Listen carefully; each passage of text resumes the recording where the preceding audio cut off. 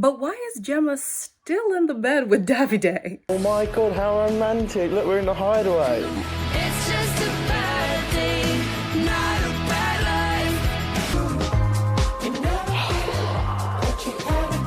I'm low-key... Am I liking Gemma? God forbid. Hello everybody, welcome back to my channel. My name is Queenie. For those who don't know me, reviewing Love Island Season 8, Episode 15. I feel like this isn't a disclaimer that I need to make, but y'all, I make jokes, I make fun. To me, it's a television show, okay? If y'all feel like I'm really impeding on somebody's mental health, maybe this isn't the channel for you. I don't go on these people's pages. I don't troll them in their face. If they come over here, well...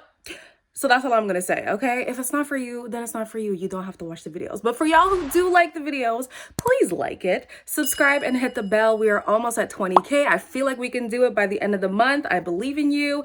And make sure to leave a comment down below. All right, so last night, obviously, they left us with a conversation between Jay, Ekin-Su, Amber, and... I almost said Davide, Dami. And basically, we start to see the tension really come to a head between Ekin-Su and Amber, where she encourages Jay to talk to more women. I feel like you should chat a bit more with the girls, though. I feel like, just in a friendly way, I'm not really like, don't look like that. Your advice might not be the same for me or him or him. Like, why is this like turned into like an argument? It's He's not his an own argument. person. I don't know. I feel like... So some people in the comments were like, Amber and Jay low-key want each other. I don't know if that's necessarily what it is, but I kind of agree with Amber in that, like, okay, yeah, I feel like Ekin-Su makes the most sense in terms of like where they are in life and stuff, but I want Jay with somebody else. But in the meantime, I don't see him with anybody right now. So I would say he should hold out. The unfortunate thing is if he holds out and he does her the way Davide did her, it might be Hurricane Ekin-Su Part 2. And what I mean by how Davide did her was just like pulling back without the notice that he was going to pull back, you know, because she really didn't take that well. So yeah, my thing is like, I understand what Amber is saying, but with the women to choose right now, I feel like, I don't really know. Maybe she was trying to subliminally insert herself. Maybe she, we'll never know. Ikenna and Indiyah also have a conversation, and Ikenna is peeping that there's a vibe between her and Dami, and Indiyah's like, yeah, something's definitely missing between the two of us. It's leading up to the inevitable end. I mean, I don't know if you feel the same way. Yeah. You know as well, I've noticed like you and Dami, like you get on like crack. We're sleeping in bed together, which is a big thing. And if like even kissing me at night doesn't cross your mind, does that not like worry you a little bit? Yeah, I don't know. Honestly, I don't know. If he can see that there's a clear difference between how him and her interact and how she interacts with Dami, then maybe, you know, it'll be easier for him to swallow. It's like, yeah, it genuinely just isn't there for us. I think his comment about like wanting a girl who's just like the boys, that's where he lost me. I think there's a difference between friends first and then being one of the boys. And I really do think he sees her as one of the boys that he just likes to kiss from time to time.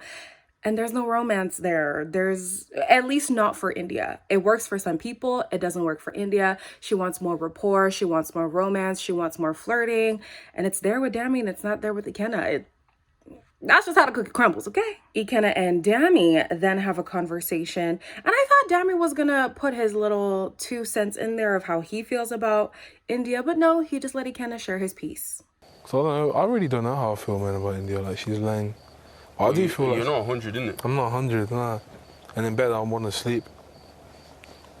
You get it? In bed, you actually want to sleep? Yeah, bro, I just want to fall asleep. Then Dami and Indiyah, child, it was a whole lot of crisscross applesauce, okay? Dami and Indiyah then have a conversation to see, could we even explore this thing? Because you don't want to shoot and miss, especially when there's potential casualties in the mix. Amber, I feel like, is somebody where if it's not handled well, she definitely will let you know that she's not impressed. Ikenna, like Indiyah was saying later on in the episode, like he does handle things well, but I feel like he does like to keep his cards close to his chest. And we said earlier too, like he's a fun-loving guy, easygoing guy. So hard conversation is not really what he wants to do. So yeah, they just want to make sure if they're going to go for it, they're going to go for it. Would you like to explore it? I think if there was somebody else that I would want to get to know, it would have been you, but we just never went down that path. I'm actually open to exploring paranoid too. Yeah, it's very. Are we doing something wrong? I don't know. It feels like we are, doesn't it? Like it feels so bad. I mean, y'all know me.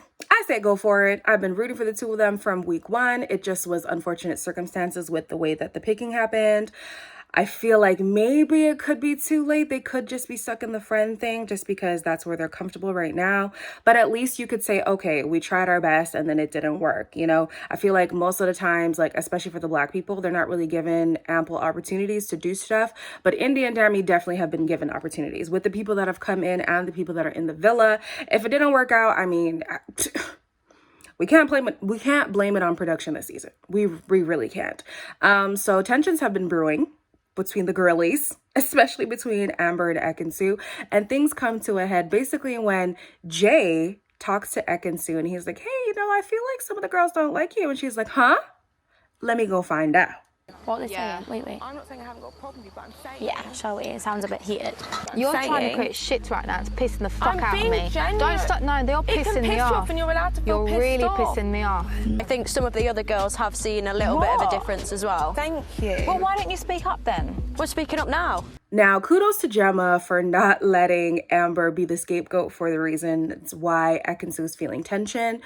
I feel like the way that Amber has been feeling is the way that a lot of people have been feeling, you know, the guys and the girls alike. And later on, I think it was the next morning, Jay was basically saying the reason why he brought it up is because he doesn't want to be with a woman who isn't revered highly by her peers. Getting with Ekin-Su was the drama was inevitable, and even the guys tell him that, and he's aware. And I'm just like, yeah, I kind of side with the house when they say she's playing a game, but I also think Amber's playing the game. I think Amber's playing a game in the sense of, you know, she knows that it's not there with Dami, but the problem is when you isolate yourself, you put yourself at risk of being let go, either, you know, by a voting or by the public, right? By a villa voting or by, y'all know what I'm saying, okay? So I think that she is kind of latching on to Dami for the sake of security in the house. But then with Ekin-Su, I honestly think she's playing a game. I think Jay has made the most sense so far, so it makes sense why she's connected with him. But up until this point, she has been playing Puppet Master, which we love. She's been doing the most, and I think there's a game aspect to it for her. But I could see why Ekin-Su was like, okay, now you're coming for my character. Like, if she truly feels like her feelings with Jay are genuine, I could see how she's offended. But girl, let's be honest. Before Jay, everything you were doing, that was a game. So yeah, the next morning, Ekin-Su was looking for an apology from the girls. She wasn't going to get one flat out like that because I feel like they felt justified in the things that they said. However, in a very awkward makeup room encounter, Amber decides to break the silence, literally.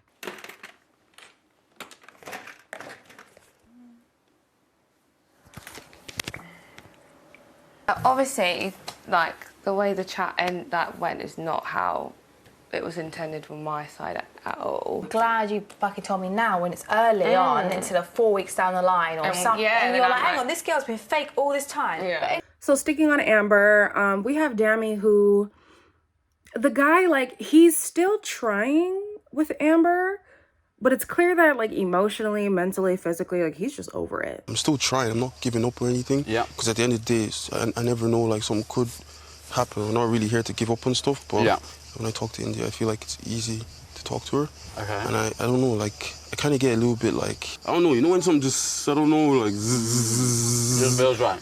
Yeah. Yeah.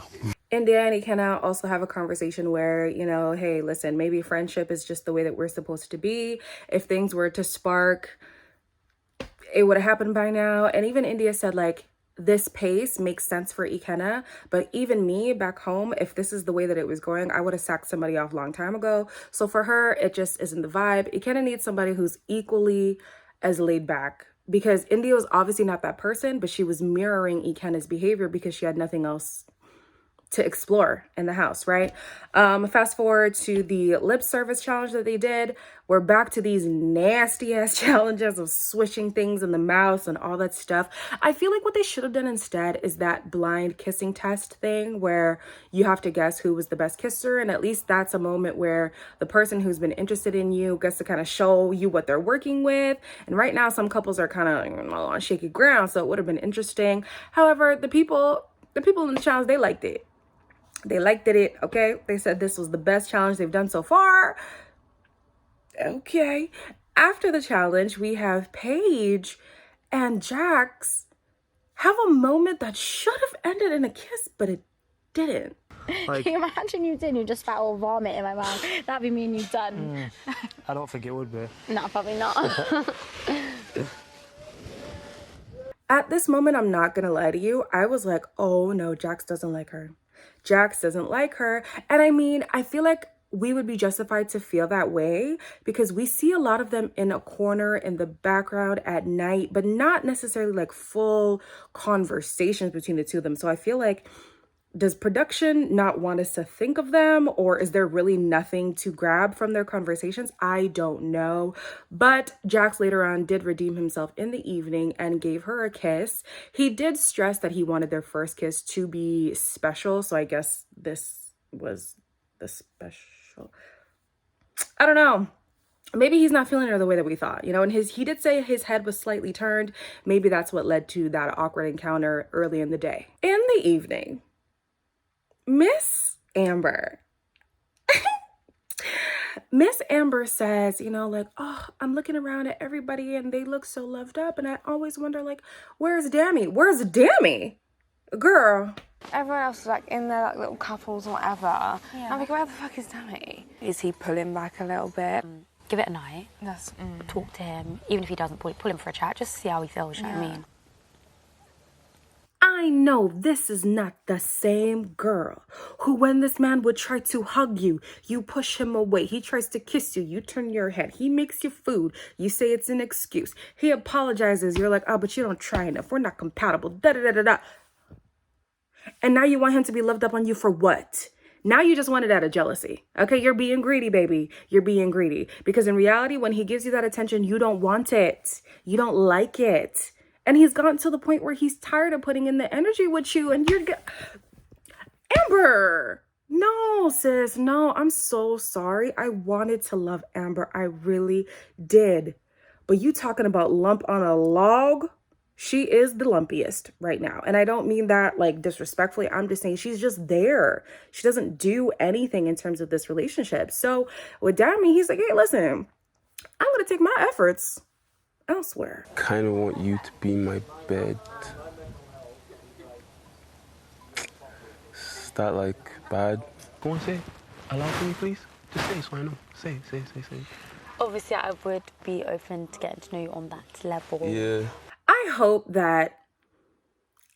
that when they try, they don't have the opinions of everybody else in their mind, whether it's their ex-partners or the other people in the villa. Like, honestly, give it a try.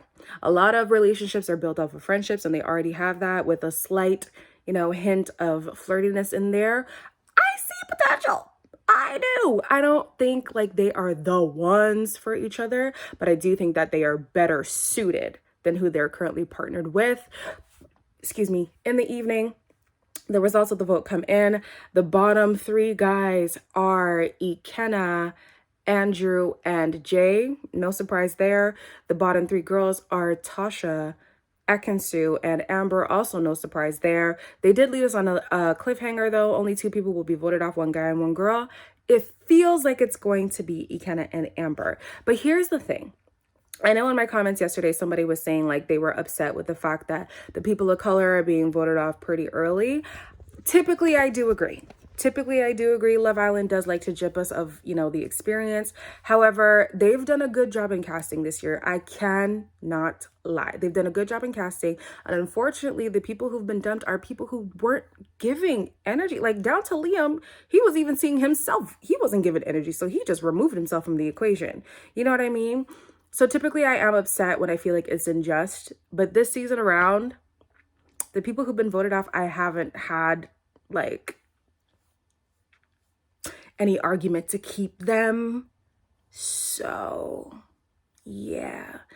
I would like for Andrew to go because he's not really giving us anything. I would love for Tasha to go because y'all can go gallivant in the real world, okay? In the villa, you're not giving us much. Andrew is good for like other people's storylines. Like he is that like shoulder for people to lay on, the person to confide in and stuff. But yeah, Tasha giving us nothing. Jay pushes a lot of storylines and he calls a lot of BS. So I want to keep him.